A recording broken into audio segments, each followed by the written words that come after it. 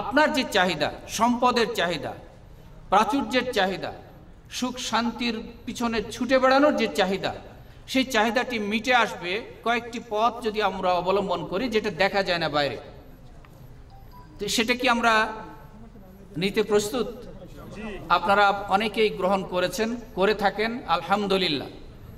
তার মধ্যে একটি হচ্ছে আল্লাহ রাব্বুল আলামিন বলেছেন আত-তাকওয়া।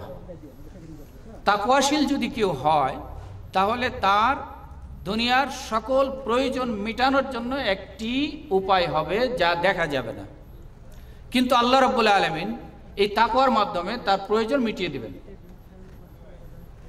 আল্লাহ বলেন, ওয়া ইয়াত্তাকিল্লাহা ইয়াজআল লাহু মাখরাজা ওয়া ইয়ারযুকুহু মিন হাইসু লা ইয়াহতাসিব। যে আল্লাহ ভীতি অবলম্বন করে, আল্লাহ রাব্বুল আলামিন তার সকল সংকীর্ণ পথগুলিকে উন্মুক্ত করে দেন এবং কোথা থেকে তার জন্য জীবন জীবিকার ব্যবস্থা করে দেন সে নিজেও জানে না।